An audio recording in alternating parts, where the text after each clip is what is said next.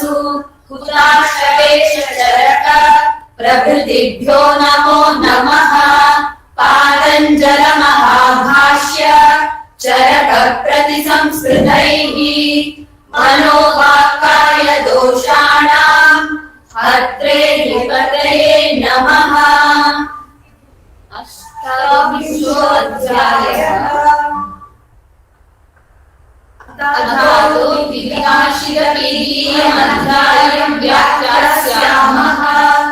इति हस्मात् भगवानात्रेयः विविधम् अशितं पीतं लीडं खालिदं जन्तोः हितम् अन्तरग्निसन्दुक्षितबलेन यथा स्वेन उष्मणा सम्यक् विपच्यमानं कालवत् अनवस्थित सर्वधातुपाकम् अनुपहत सर्वधातुष्म स्रोतः केवलं शरीरम् उपचय बलवर्ण सुखायुष योजयति शरीरधातून् ऊर्जयति च।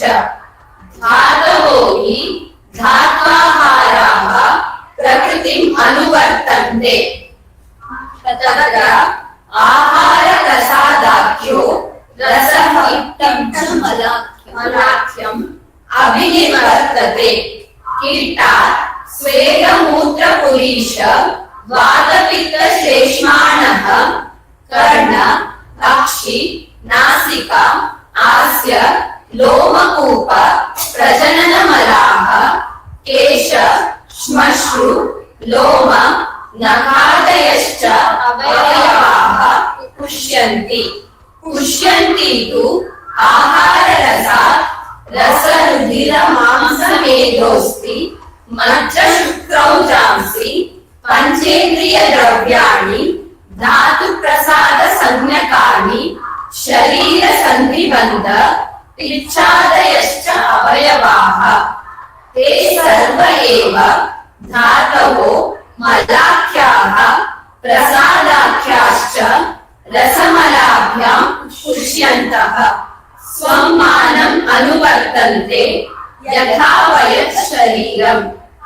एवं रसमलौ स्वप्रमाण अवस्थितौ आश्रयस्य समधातोः धातुसाम्यम् अनुवर्तयतः। निमित्ततस्तु क्षीणवृद्धानां प्रसादाख्यानां धातूनां वृद्धिक्षयाभ्याम् आहारमूलाभ्यां रसः साम्यम् उत्पादयति आरोग्याय। कीटं च मलानाम् एवम् एव स्वमान अतिरिक्ताः पुनः उत्सर्गिणः शीतोष्णपर्याय गुणैः च उपचर्यमाण मलाः शरीर धातु साम्यकराः समुपलभ्यन्ते। तेषां तु मलप्रसादाख्यानां धातूनां स्रोतांसि अयनमुखानि तानि यथा विभागेन यथास्वं धातून् आपूरयन्ति। एवमिदं शरीरम् अशितपीतलीढखादितप्रभवम् अशितपीतलीढखादितप्रभवाश्च अस्मिन् शरीरे व्याधयो भवन्ति। हित अहित उपयोग विशेषाः तु अत्र शुभाशुभ विशेषकरा भवन्ति इति। एवं वादिनं भगवन्तम् आत्रेयम् अग्निवेश उवाच। दृश्यन्ते हि भगवन् हितसमाख्यातम् अपि आहारम् उपयुञ्जान व्याधिमन्तश्च अगदाश्च तथैव अहितसमाख्यातम्।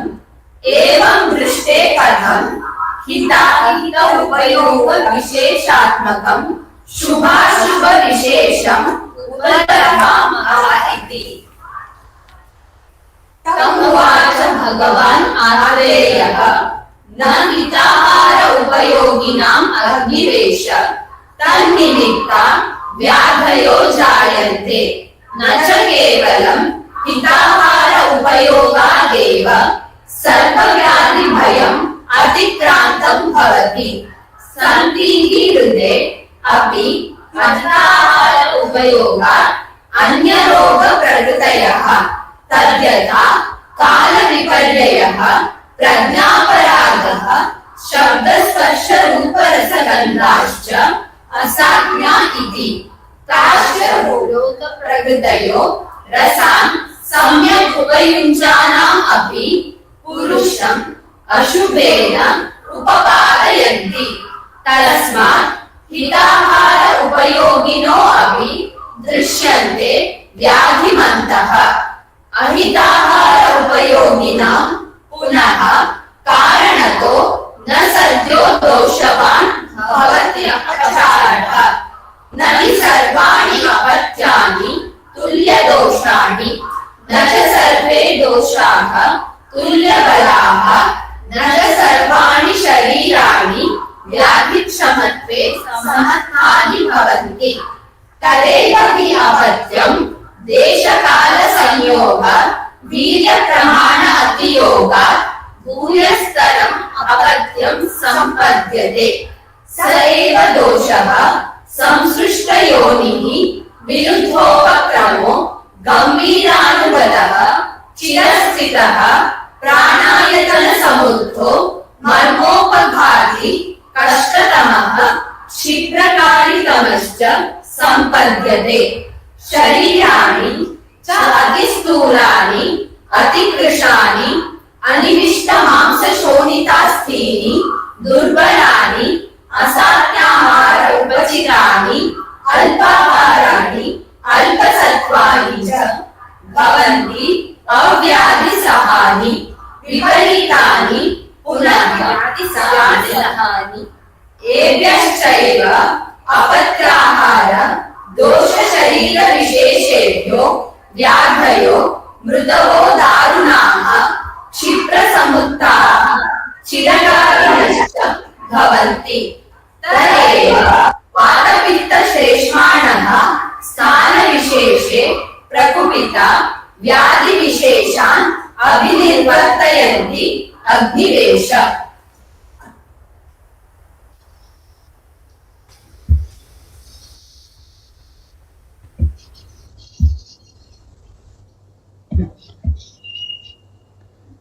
Thank you all pages follows for Parayana. Now we have arrived to the most awaited session, that is insight of chapter 28 of Charaka Sutrasthana, which will be done by our eminent speaker, Dr. Shreevathsa sir. Over to you, sir.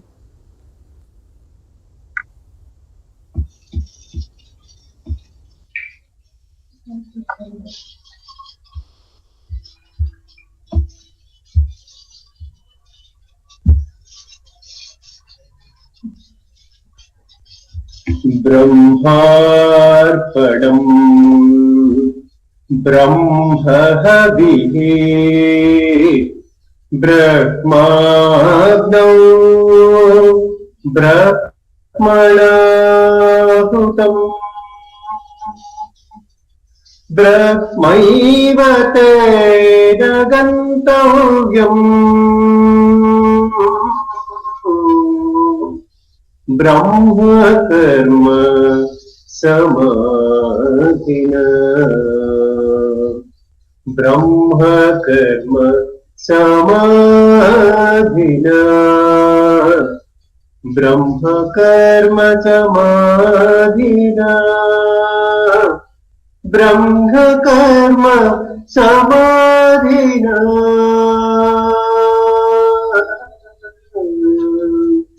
ब्रह्म कर्म समाधिना।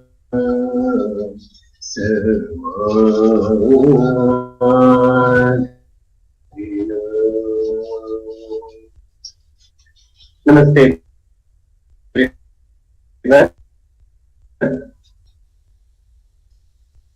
This highway, which is a park, which is said to be the representative of Brahma Japa.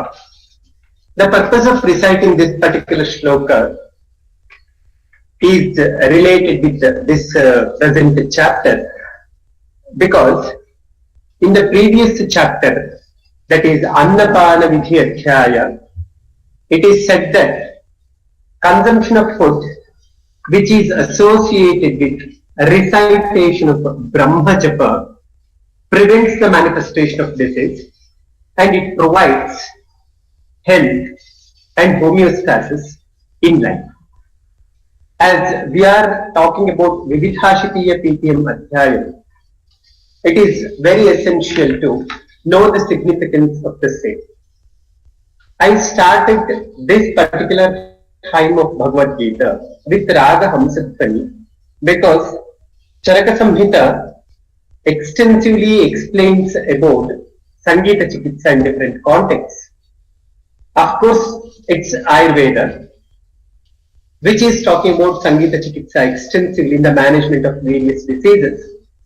But unfortunately, in the present era, many people they attribute the father of music therapy to many other people, which is very unfortunate for our speciality. The Raga Hamsadhvani is said to be the ideal one for igniting the Agni. We are talking about Annapana Adhyaya and Annapana Chatushka. Of course, after that we are going to talk about Vividhashitiya PTM Adhyaya, wherein Agni has been placed in the center. So if Agni is functioning properly, the person can maintain the health.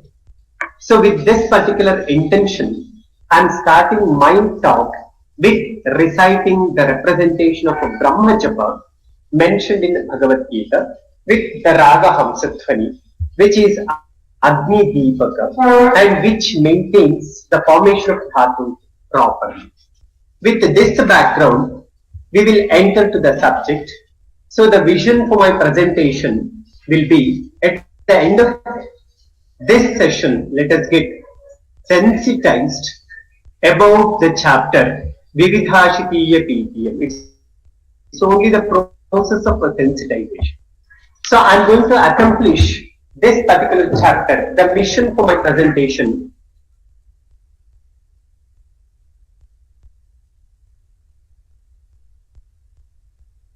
will be twofold.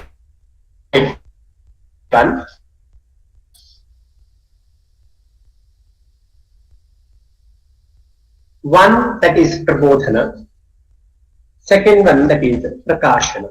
I'm making evident in that particular mother tantra how we can explore the implicit as well as explicit meaning of that particular shloka. So in this way, the particular presentation is going to highlight both Prabodhana and Prakashana, the benefits of tantra. We know this particular chapter starts with Adhato Vividhashiti PTM Adhyayam Adhyayamaha. So it is talking about this particular time or this particular shloka is representing Adhyaya Adhikarana. The name of the chapter has been provided based on the first word of the chapter, that is Vividham Ashitam Pitam and so forth. For this is the last chapter of Annapana Chatushka. I mean to say, this is conclusion chapter of Annapana Chatushka. Certainly, it's an introduction to Sangrahadvaya. So for the next division, this particular chapter is introduction. Why I am highlighting this one is, so in this particular chapter, how prana has to be maintained is explained extensively, and then the same thing has been continued in the next two chapters, that is Sangrahadvaya. That's why I'm highlighting that this particular chapter is the conclusion and it is introduction. I mean to say, it is conclusion for Annapana Chatushka and at the same time, it's an introduction to Sangrahadvaya. When we look into contemporary dietetics, concepts of dietetics, we get the description about nutritive values for various food items. No doubt Ayurveda too speaks about the qualities of food in different terminologies like rasa, guna, vire, vipaka and so on. Apart from that, food attains its value when and only when it comes in contact with the individual. I mean to say, contemporary dietetics, it is exclusively focusing on food center, whereas Ayurveda, it speaks about the concept of food science from the point of individual. So food attains its value. Food is gaining its value when it is providing nutrients to the individual. Otherwise, whatever the values the food is possessing is of no use. So that's why this particular chapter has been placed in Annapana Chatushkam. Otherwise, the description would have stopped after giving the narration of the food items. There was no need to talk about the food conversion in human being. So this is where Ayurveda orientation is something distinct, something unique. In a simple way, let me tell you, a person might be taking nutritive food. If it is not assimilated properly in the individual, then whatever the food the person is consuming, it's of no use. So ultimately, the capacity, the capability of individual to digest and assimilate the food indicates the food action or the food value. That's why I mentioned the word individual centric here. So with this orientation, how food interacts with the individual, how individual interacts with the food. So this information has been provided in Vividhashitiya PTM Adhyayam. So that's why this particular chapter is of utmost importance which we are supposed to realize. So from the point of Prabodhana, I'm making use of Atita Vekshana and Anagata Vekshana Tantric here. This particular chapter is mainly linked with four important chapters. One is Grahani Dosha Chikitsitam, next one is Raja Ekshma Chikitsitam, third one is Sharira Vichayam Shariram, fourth one is Srotasam Vimana. So this point should be known very significantly because Vividhashitiya PTM Adhyayam and also Grahani Dosha Chikitsitam. Both these chapters, not only they are similar, they are almost the same. The narration of these two chapters is exactly equal. I will come to that point later. How they are equal, that I will tell later. But here, for better understanding of this chapter, these four chapters should be studied in detail. That's what I want to communicate.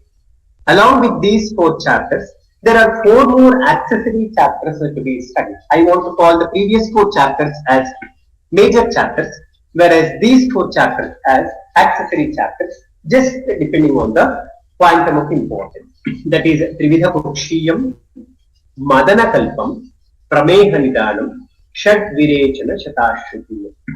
These four chapters are to be considered as accessory chapters for better understanding of Vividhashitiya PTM Adhyayam and also those chapters. They are somewhere related with each other. I come to that point later, how these chapters are related with each other and what is the relevance of knowing this particular point. Let me talk about the uddesha of this particular chapter now, just to show how this particular chapter is exactly linked with Grahani Dosha. The Vividha Ashita PTM Adhyayam narrates a particular cyclical phenomenon. It starts with the description of Prakriti, then we get the description about Vikriti, then we get the description again about Prakriti. So this is the cycle what we get in Vividha Ashita PTM Adhyayam. Now the question arises, what Prakriti or Prakriti of what?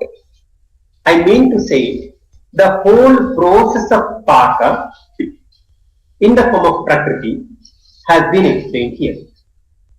Paka, if it is in the state of Vikriti, what's going to happen? That's also explained here. So if Paka is in Vikritavastha, how Prakritavastha has to be attained, that is also explained in this particular chapter.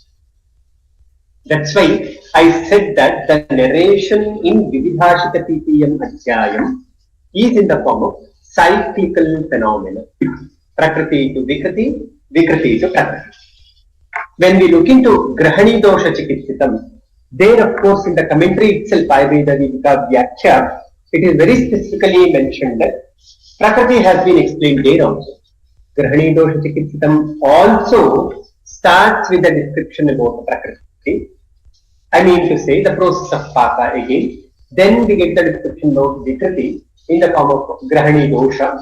Then again we get the description about Prakriti through Chikitsa for Grahani Dosha.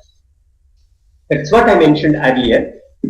The description in Vividha Ashita PPM Adhyayam and also in Grahani Dosha Chikitsitam Adhyayam is the same. That's why I said that this is the Uddesha for today's talk. This is how Grahani Dosha Chikitsitam is seeming to be the replica of Vividha Ashita PPM Adhyayam in the form of narration, not in the form of contents. Let me clarify this issue. I am not telling that the contents of Vividha Ashita PPM Adhyayam and the contents of Grahani Dosha Chikitsitam Adhyayam are not the same. The methodology of narration in both the chapters is one and the same. So it is in cyclical phenomena which revolves between Prakriti as well as Vikriti. We know this. The chapter starts with this particular description: Vividham, Ashitam, Pitam, Yedam, Khaditam, and so on. So the Tantra yuktis which are reflected in this particular shloka, that is the shloka number 3, are Yoga Tantra yukti, Pratijna Tantra yukti, Hetu Tantra yukti, Uddhara Tantra yukti, Upanaya Tantra yukti, and Nigamana Tantra yukti. So these Tantra yuktis are reflected very appropriately in this particular chapter shloka. So this particular shloka narrates about the process of conversion of ahara at 3 levels.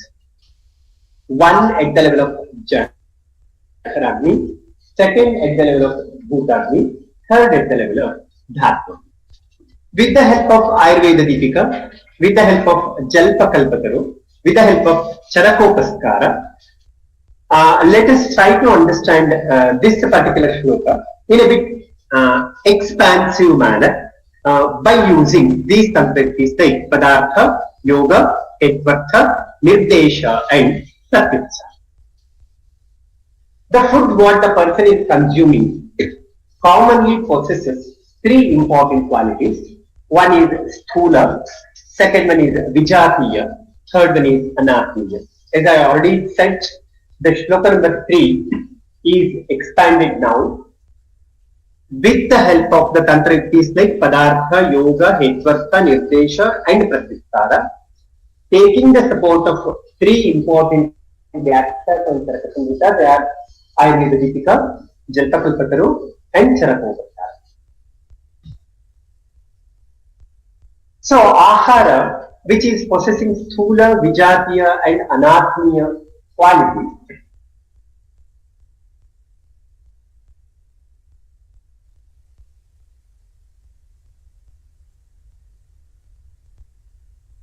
gets appropriate nourishment from the ahara.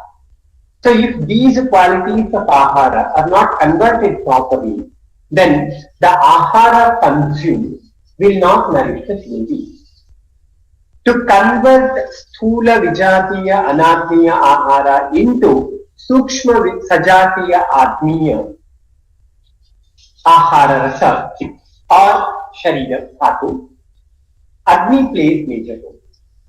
What is the contribution of Jataragni? What is the contribution of Bhutagni here? What is the contribution of Dhatu? Let us try to understand.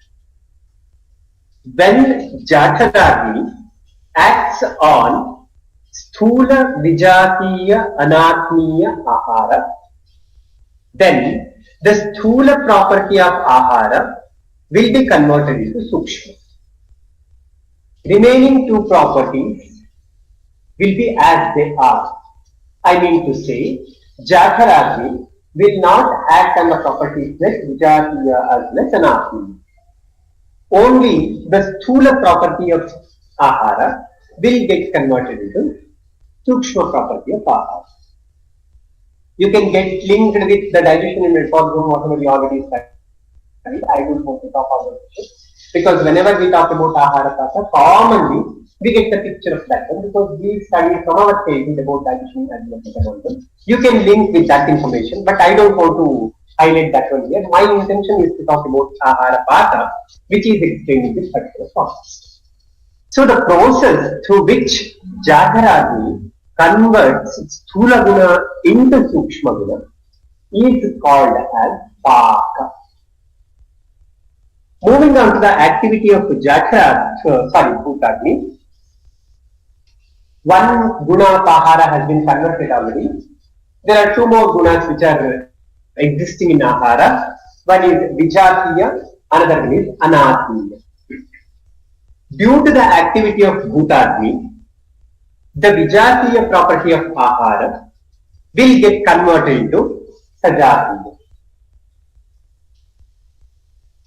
Dissimilar quality will become similar quality.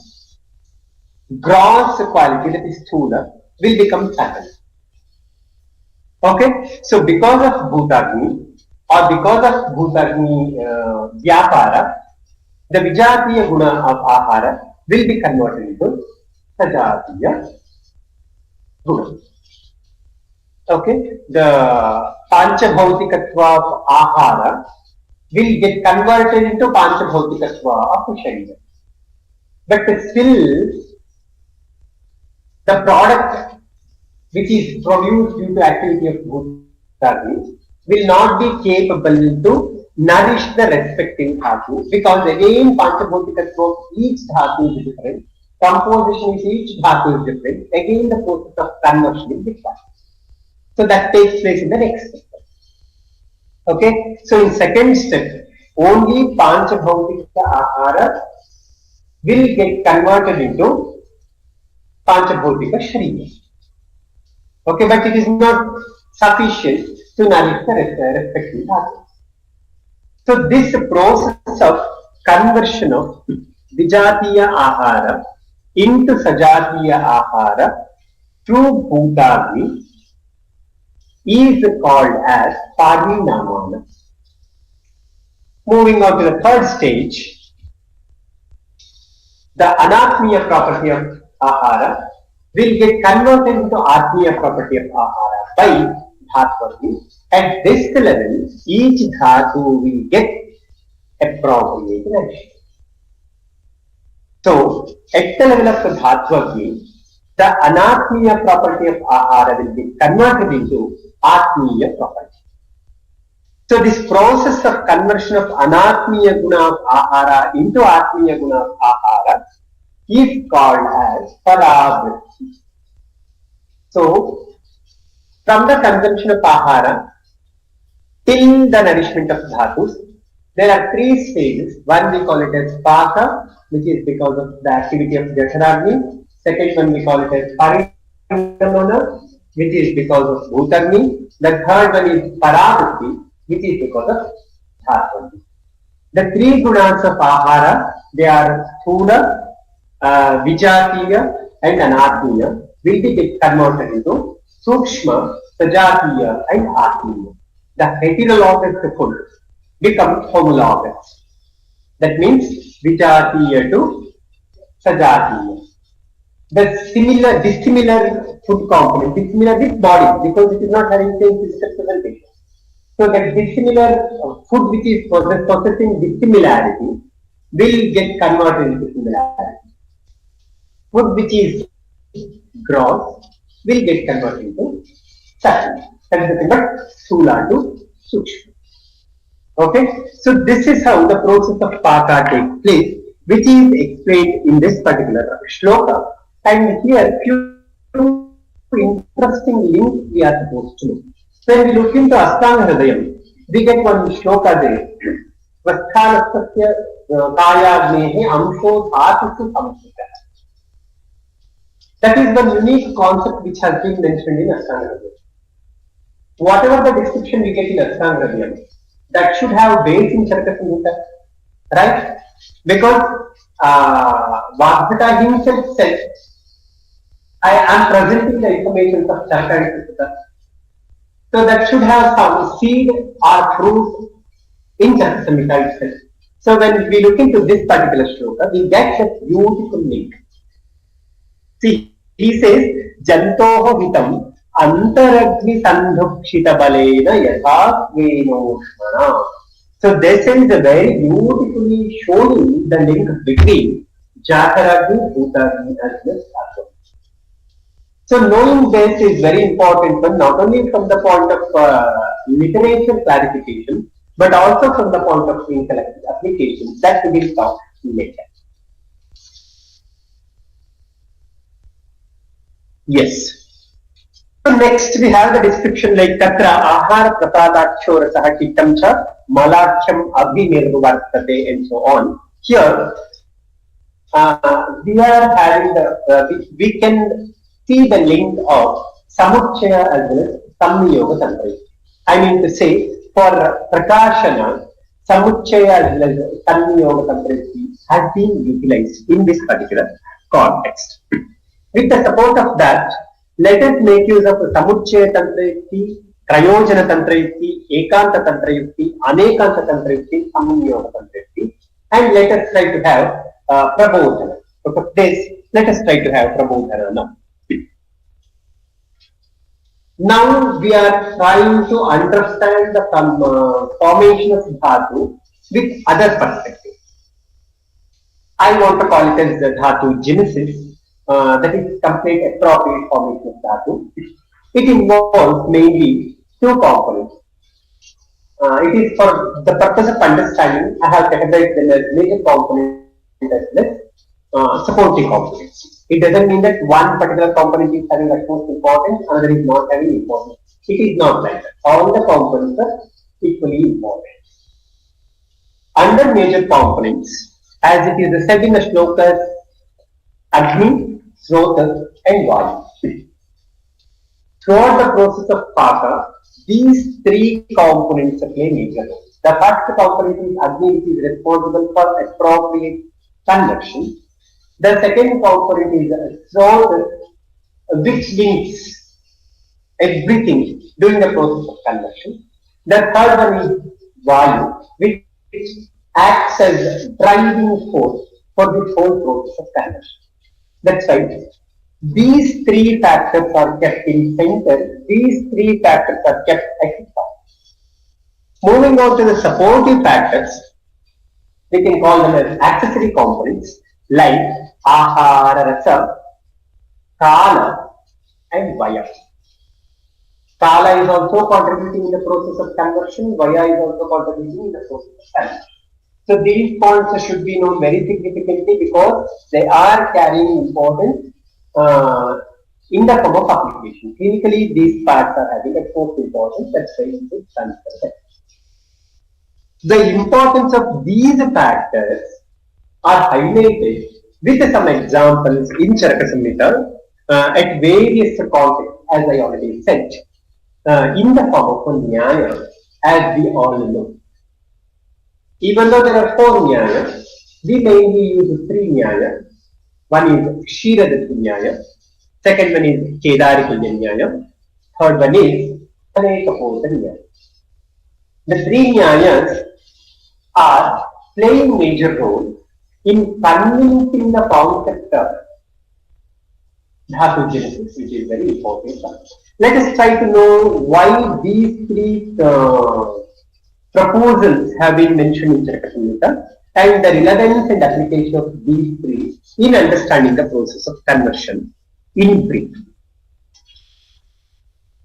I am not going to explain the Nyaya because all of us know the Nyaya. What is meant by Shreevathsa Nyaya, what is meant by Kedarika Nyaya, what is meant by Anekapota Nyaya. I am not going to explain that one. But what it signifies that I am highlighting here, the importance of Agni or the role of Agni is represented by Shreevathsa Nyaya. Shreevathsa Nyaya is highlighting the role of Agni in Dhatu Genesis. The role of a Srotas is explored by Kedari Kundalini. The importance of Vayu is highlighted by Khale Kapotan. When we look into the Vyakhya, the limitation of these Nyayas has been highlighted. But one thing we are supposed to remember here, each Nyaya is focusing the importance of different components of path. Shreevathsa Nyaya is not touching Srotas as well as Vayu at all. It is exclusively talking about the process of conversion. Kedari Nyaya is not at all touching Agni as well as Vayu. It is talking about the process of distribution. Khale Kapota Nyaya is not talking about the process of conversion or process of transportation, which is carried out by Agni as well as the Srotas.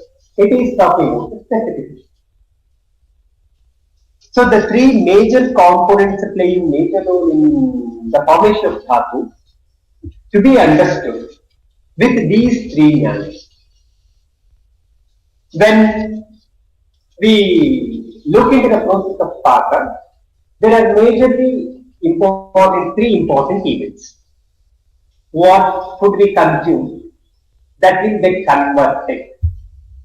For the process of conversion, what's required? It is Agni.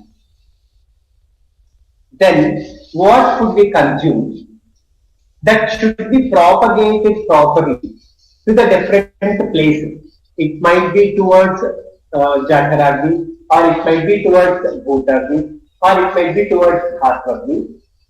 There should be some pathway for the movement.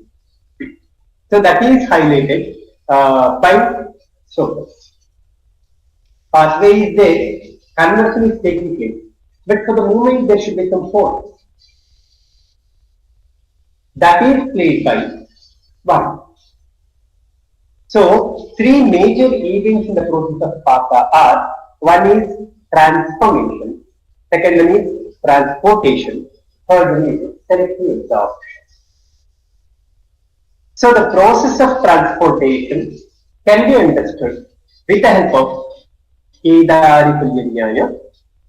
Selective absorption can be understood with the help of Khale Kapota Nyaya. Process of transformation can be understood very appropriately with Shreevathsa Nyaya. Above these three, we have Ekapala Dhatu Poshana Nyaya, which is nothing but summarizes the part of all these three Nyayas. So when we cluster three Nyayas, the process of formation of Dhatu can be understood very appropriately. This is how the description has been provided in Charaka.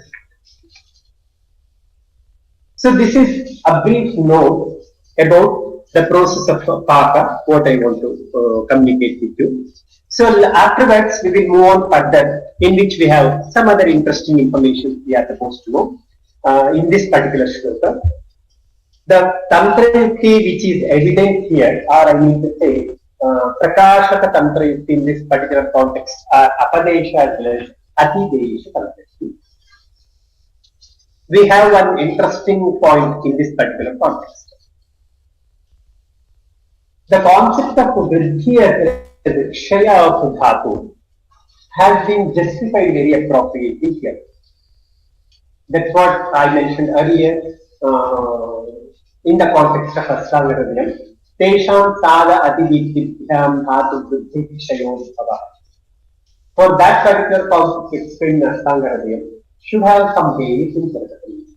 So it has been mentioned here. It says, Nimittataha Shina Vriddhanam Prasadachanam Dhatunam Vriddhikshayabhyam Aharamulabhyam Rasaha Samyam Utpadayati Arogyaya. So here, the Dhatu Vriddhi as well as the Dhatu Kshaya is dependent on Ahara Rasa, and how Dhatu Vriddhi as well as Dhatu Kshaya is taking place has been mentioned here. Moving further, the same thing has been applied in a different way in Ashtanga Hridayam. So, Vriddhi as well as the Kshaya related with Dhatu is always proportional to ahara. That is very beautifully mentioned here. Knowing this is very important for us. The treatment for the same has been mentioned in the next part. Swamana adiriktaha punaha utsarginaha, like that. So it is that evidence of samyoga concurrency or niyoga concurrency.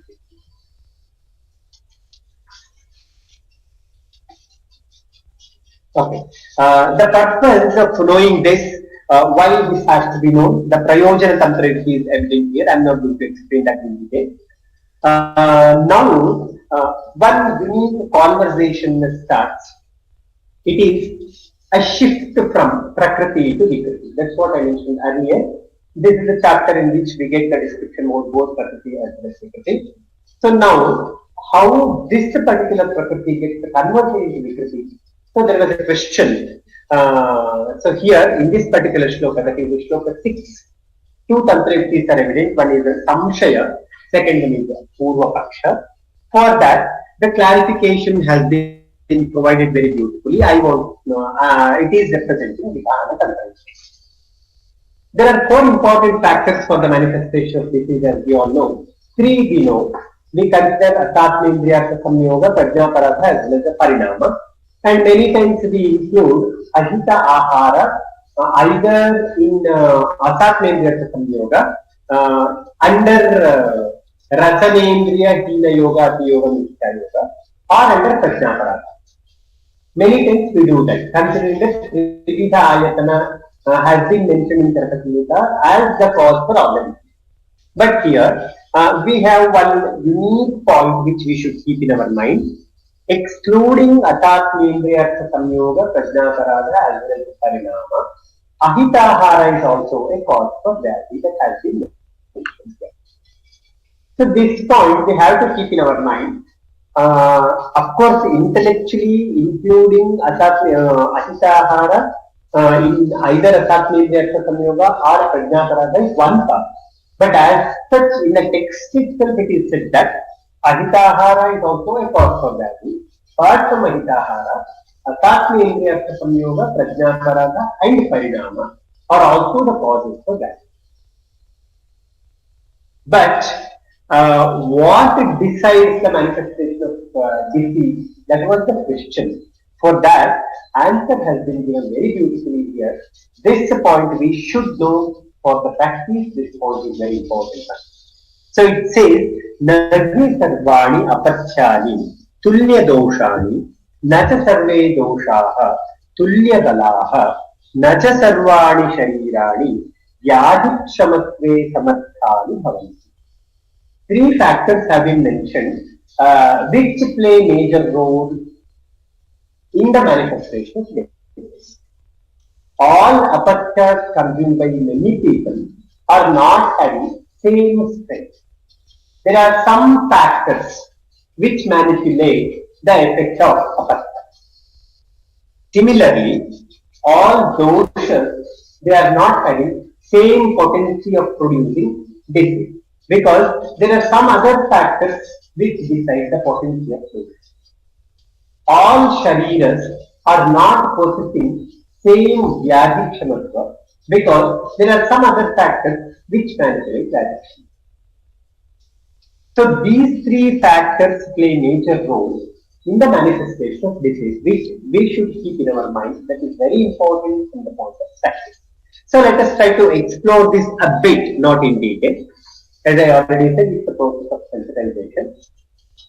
He says the same apacha, because of the association with desha, kala, samyoga, virya, pramana and all, the effect of that particular apacha will be more.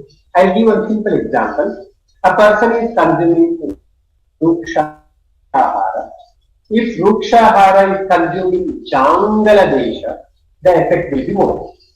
If rukshahara is consumed with shitahara, then samyoga, then its effect on vata dosha will be more.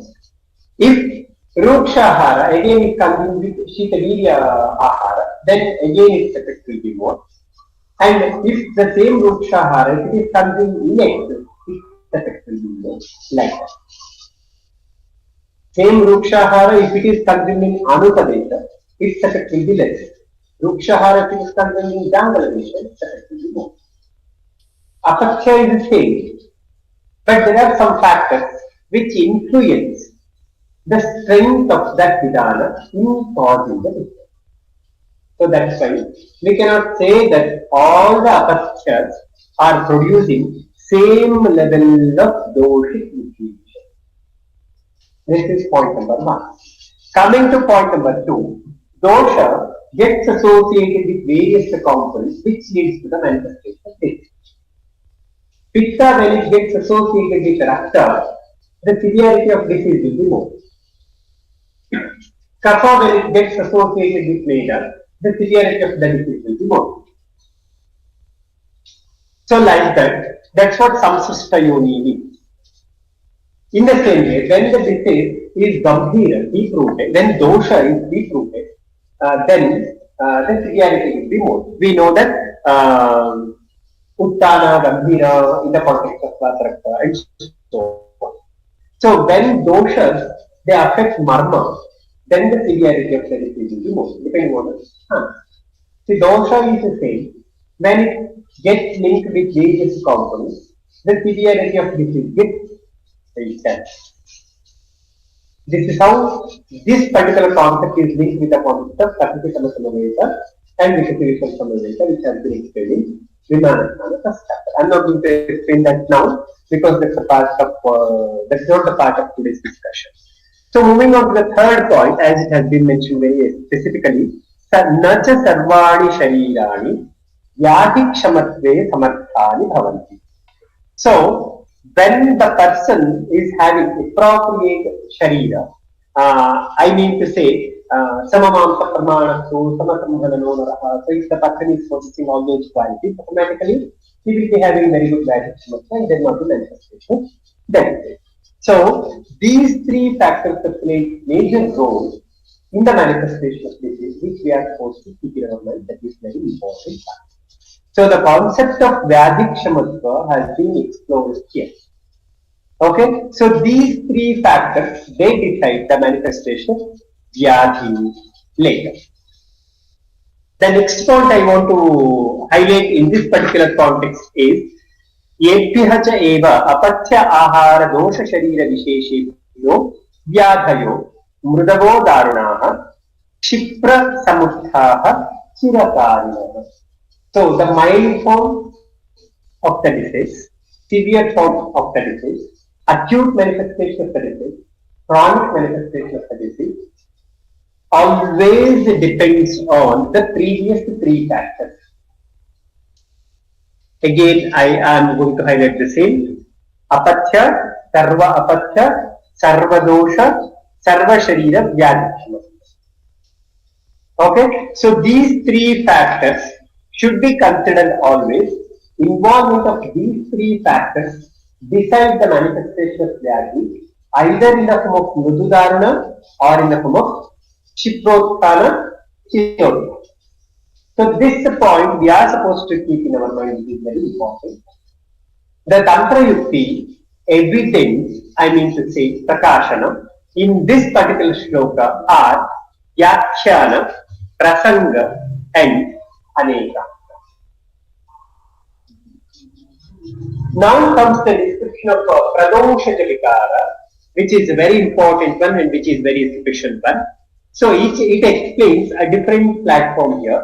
So we will talk about that particular issue after recitation of the remaining shlokas. Over to you for a recitation.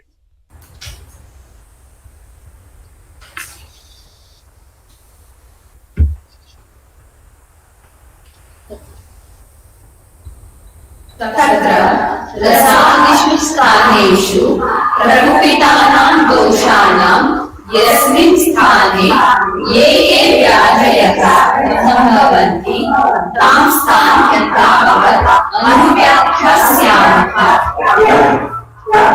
श्रद्धाचारुचिष्टास्य वैरस्य मरसंज्ञता उल्लासो गौरवं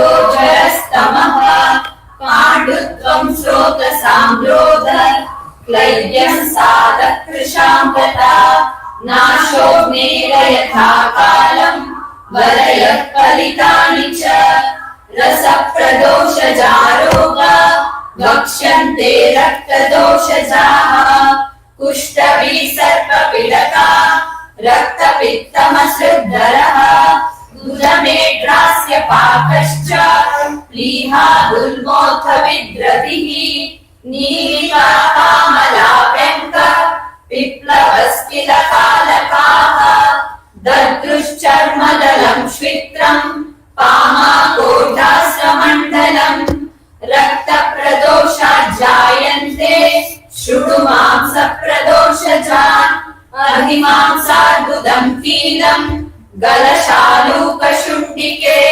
पूतिमांसालजीगण्ड गण्डमालोपजिह्विकाः वेद्यान् मांसाश्रयान् वेद संश्रयांस्तु प्रचक्ष्महे निन्दितानि प्रमेहाणाम् पूर्वरूपाणि यानि च अध्यस्ति दन्तौ दन्तास्थि भेदशूलम् विवर्णता केशलोमनखश्मश्रु दोषाश्चास्ति प्रदोषजाः ऋक्पर्वणाम् भ्रमो मूर्च्छा दर्शनम् तमसस्तथा हर्षाम् स्थूलमूलानाम् पर्वजानाम् च दर्शनम् मज्जप्रदोषात् शुक्रस्य दोषात् क्लैब्यमहर्षणम् रोगी वाग्लीवमल्पायु विरूपम् वा प्रजायते न चास्य जायते गर्भ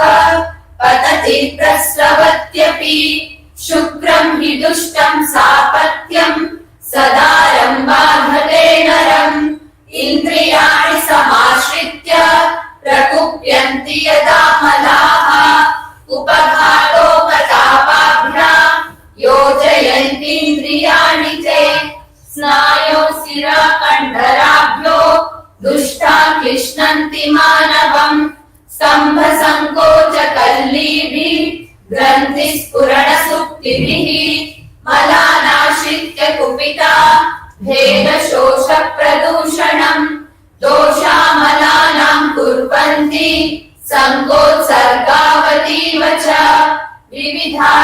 विविधारचितात्मीतान् अधिकालीढकादिकान् भवन्त्येते मनुष्याणाम् विकाराय उदाहृताः तेषामिच्छन्ननुत्पत्तिम् सेवेत मतिमान् सदा हिरण्ये पाशितादीनि न स्युस्तज्जास्तथा मयाः रसजानाम् विकाराणाम् सर्वमङ्गलमौषधम् विदिशोमिति केध्याये रक्तजानाम् विसर्जितम् मांसजानाम् तु संशुद्धि शस्त्रक्षाराग्निकर्म च अष्टौ हिन्दिति केध्याये मेदोजानाम् चिकित्सितम् अस्याश्रयाणाम् व्याधीनाम् पञ्चकर्माणि भेषजम् वस्तयक्षीरसर्पींषि पित्तकोपहितानि च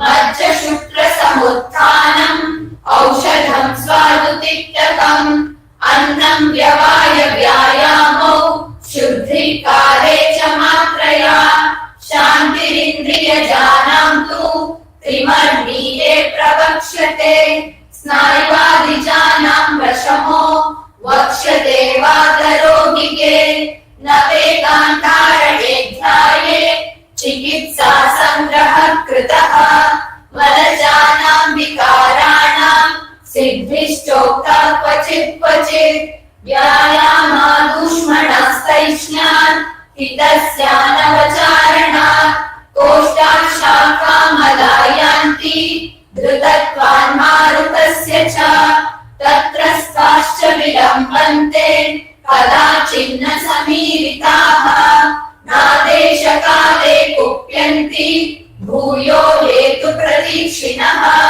हृद्या विश्यन्तनात्पाका स्रोतो मुखविशोधना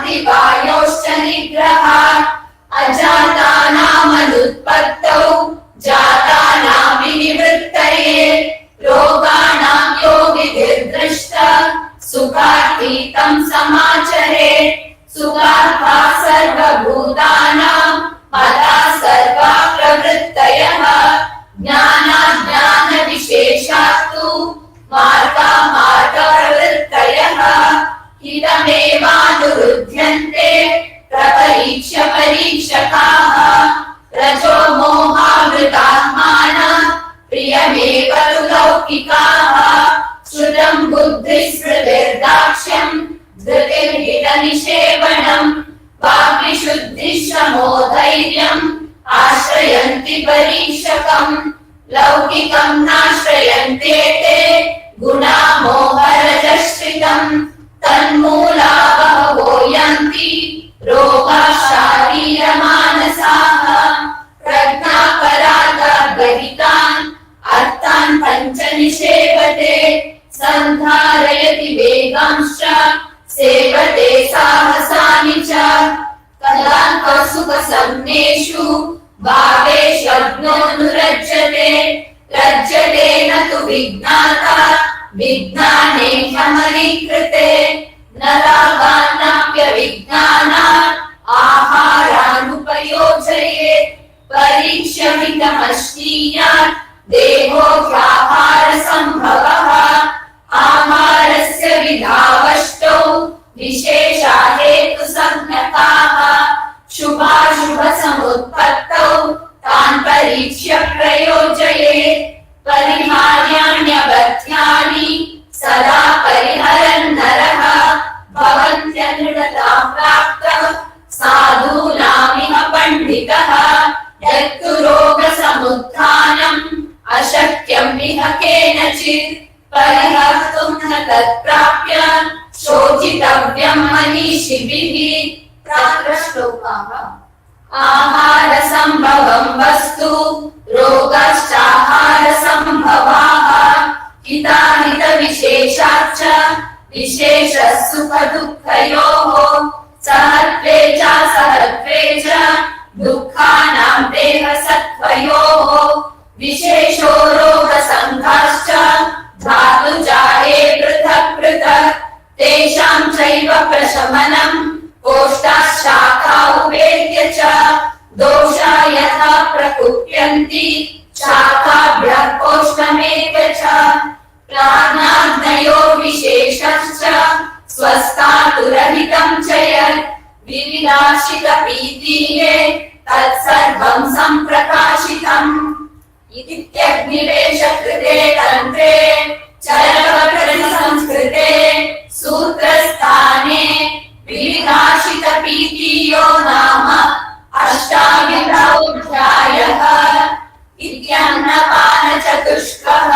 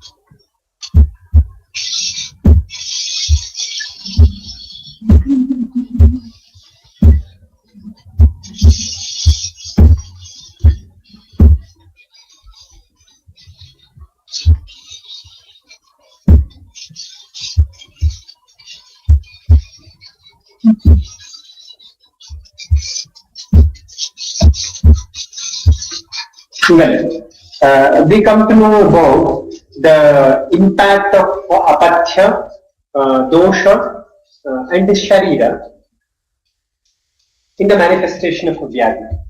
One more important point has been mentioned in this particular shloka, alpa aharani, alpa sattvani. So this particular point should be kept in mind, which is very important one. After this, we will come to this particular point. How this the pradoshaja vikara is taking place, that is very beautifully mentioned here. Tatra rasadishu sthaneshu prakupitanam doshanam yasmin sthane ye vyadhayah sambhavanti tan yathavat anuvyakyasyamah. The word anuvyakyasyamah itself is pointing towards the application of Vyakhyana Tantra Yukti here. For a prakashana purpose, Vyakhyana Tantra Yukti has been mentioned here. I mean to say, all pradoshaja vikaras are because of perturbed doshas which are getting residence in respective houses. So, which is very important. So, previously we come to know how vritti as well as the kshaya takes place. Now we are moving towards the concept of a pradosha, which is very specifically explained here. So the doshas which are in dushtavatha, when they get lodged in respective causes, they are going to cause various diseases. So here the concept of ashraya and ashrayi, which has been explained in Ashtanga Hridaya, is having three. So we are supposed to know this, because without the reference to Charaka Samhita as well as the Shreevathsa Samhita, that is not going to come all of a sudden in Ashtanga Hridaya. So there should be some base in Charaka Samhita itself. So here is the base which is directly mentioned. So the strong association between dosha and dushya, or the concept of ashraya as well as ashrayi, has been mentioned in this particular shloka, which we are supposed to know.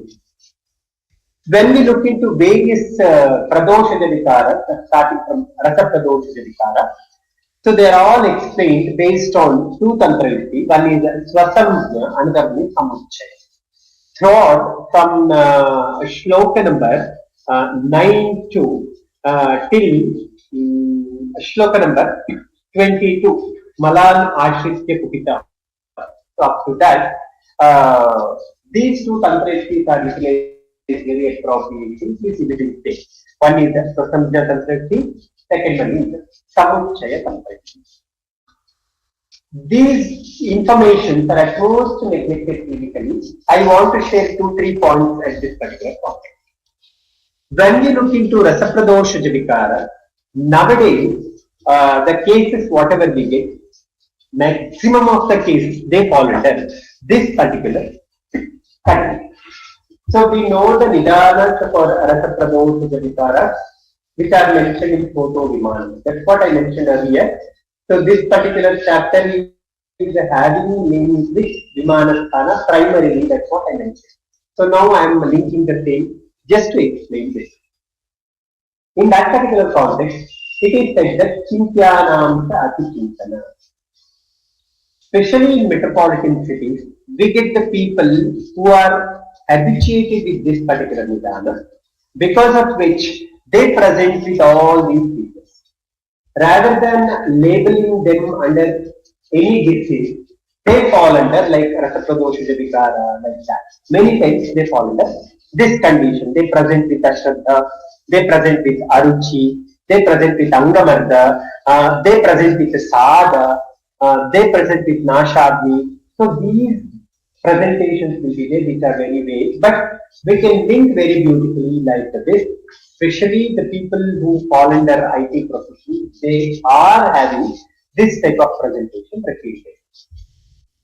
So it might be the condition of hypercholesterolemia, whatever it may be, whatever we come across with the subclinical presentations. All those presentations can be understood in a better way when we look into this description here. Similarly, when we look into the conditions like Rakta Pradoshaja Vikaras here and also in Vidishoditya Adhyayam, and when we link this with the Nidanas mentioned for Raktavahas Protodisi, then it will be easy for us to understand pathological conditions like hypertension and so on. So I'm not telling this is equal to that one. This type of thought, this type of orientation, this type of thinking, we can incorporate the same line of treatment to which certainly we will get the success. So knowing this pradoshaja vikara is very important for understanding various other aspects. Many times we get a doubt about consideration or understanding of dosha vridhikshaya, pradoshaja vikara, relevance of that, for what purpose it has to be understood. So in relation with Vyadhi also, we have to link Vridhikshaya as well as Pradosha. Then we come to know the specific dusha involved in the Vyadhi, or specific condition of dusha in the Vyadhi. So this is the guidance. It is just like the various investigations what we come across in our biochemical parameters as well as clinical parameters. So increased HB, decreased HB is one indicator of various pathological diseases, right? Similarly, here increased dhatu, decreased dhatu, prakutita dhatu, pradushta dhatu, they are all indicators of various pathological events in the past. So they are the indicators. So in that way also, we can consider the concept of pradoshaja vikara, which are explained here. As I already said, so these points are explained based on Swasamjna Tantreti as well as Samuchaya Tantreti. So they are all self-explanatory. I am not going to explain anything in this particular context. But the point what I want to communicate here is the method of narration, as I already said. So it started with Prakriti, then we had the description about people. Again, it is moving towards Prakriti, which is evident from shloka number 25. The line of treatment for Pradoshaja Vikara, which is very important one.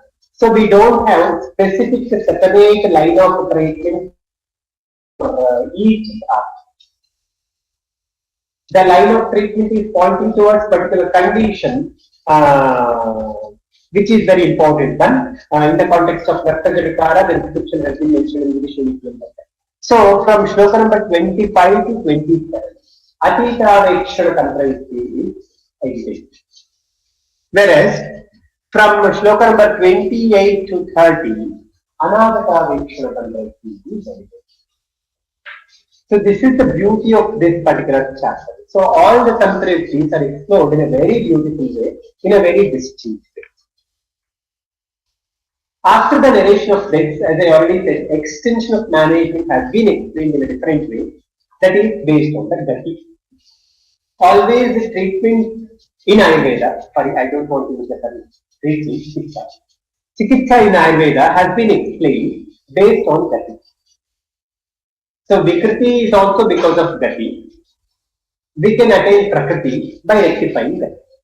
So that is explained in these two shlokas based on gati of doshas from Koshtha to Shaka, gati of doshas from Shaka to Koshtha. So gati of doshas from Koshtha to Shaka is considered as Vikriti. Gati of doshas from Shaka to Koshtha is considered as Prakriti.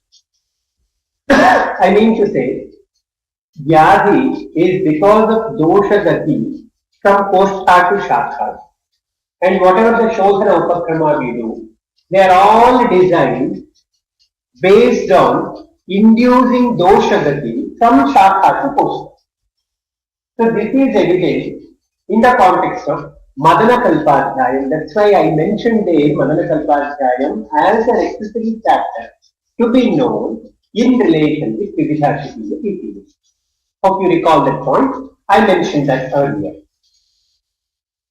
Okay, so this dosha gati to be known very appropriately because dosha gati decides the Prakriti as well as Vikriti. That's why I said this particular chapter has been designed in a particular style, unique style, which is not evident in other chapters except the Grahani dosha.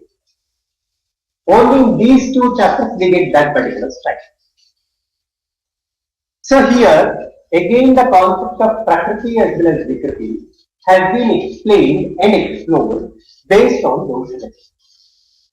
I will not explain how Vyayama is contributing, or I will not explain how Prithasvan Markastecha or Vayoha Nigraha is going to contribute for that field. I am just giving a thought. So, we will take some other platform to explore this in detail, how this Doshagati decides Vyadi as well as how this Doshagati should be tackled intelligently for recipes. So, I am just putting a thought for understanding this particular concept. So, here Doshagati from Postha to Shakha leads to Vyadi, that is mentioned.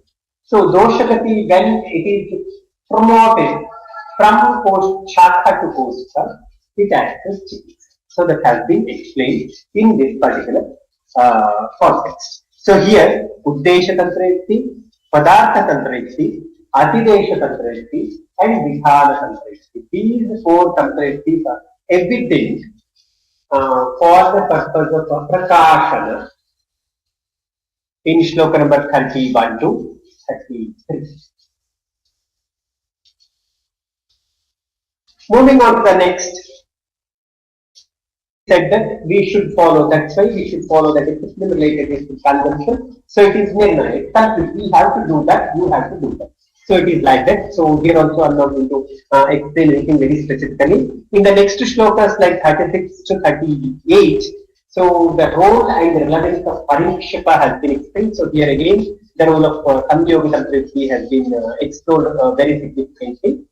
And then, yeah.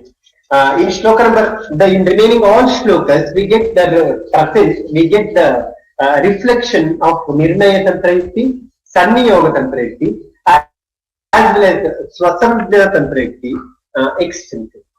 So, as I said earlier, that this particular chapter has been designed based on the concept of Prakriti as well as Vikriti. That is very beautifully evident in these shlokas, that is 45, 46. Let me specify that because it's very important one.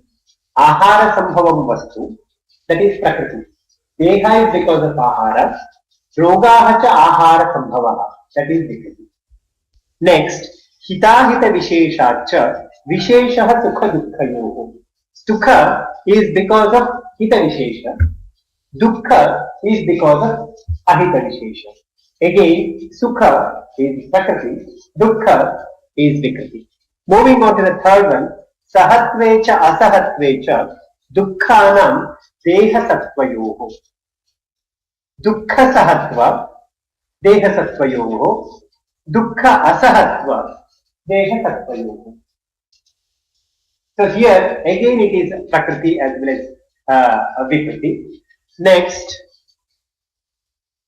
Koshtha Shakha, Shakhabhyaha Koshtha. Doshagati, again here Prakriti as well as Vikriti.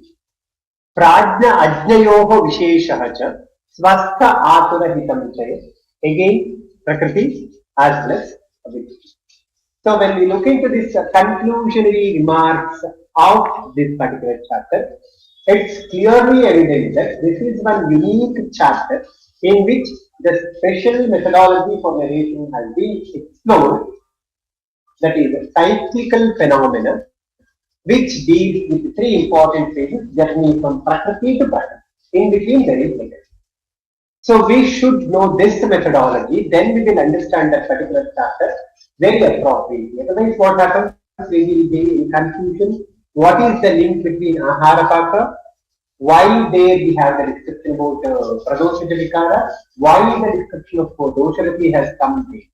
So when we link the information properly, when we read them appropriately, methodically, in appropriate course, then we will understand what this particular chapter is communicating. So the Nirnaya of this particular chapter is, it's a chapter which is having journey between Prakriti to Prakriti.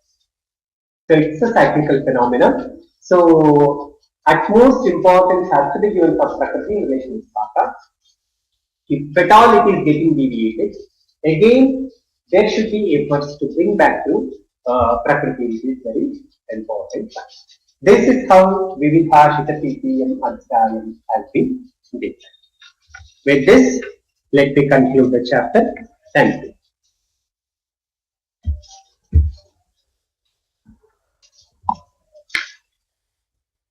Over to you, Dr. Sarita. Thank you, sir, for your thought-provoking session, which is beautifully explained. We are happy and lucky to hear from you, sir. Thank you. Moving towards the end of this program, I would like to convey heartfelt gratitude to all the dignitaries and audience of Charaka Sambhasha, organized by SDM College of Ayurveda and Hospital Udupi, members and officials of Department of Ayush, Government of Karnataka, Vishwa Ayurveda Parishad Karnataka, and Government Ayurveda Research Center Mysore. I am thankful to the Padma Vibhushan Dr. Virendra Heggadeji, President SDM ES Ujire, for his immense support in quality enhancement and innovative programs. I take the opportunity to thank Dr. Mamata KV, Principal SDMCA Udupi, for being with us in this program. Thank you very much, ma'am. Sincere thanks to Dr. Lakshmi Narayan Shanai, Director, Government Ayurveda Research Center, Mysore, for this opportunity. Heartfelt thanks to today's guest speaker, Dr. Shreevathsa sir. Thank you, sir, for the enlightening thoughts.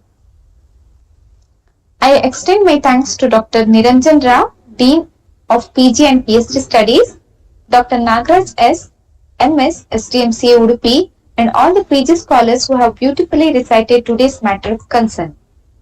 My sincere thanks to Dr. Vijendra Bhatt sir, Associate Professor, Department of Kaya Chikitsa and Manasa Roga, who is also an organizing secretary of Charaka Sambhasha. I extend my thanks to Dr. Yogesh Acharya sir, Dr. Srinidhi Tanya, Dr. Arhan, Dr. Nishant sir, and all the members of organizing committee for this event. I also thank members and officials of Department of Ayush, Government of Karnataka, Vishwa Ayurveda Parishad Karnataka on this occasion. Last but not least, I extend my thanks to all the audience and associates of Charaka Sambhasha session. Thank you.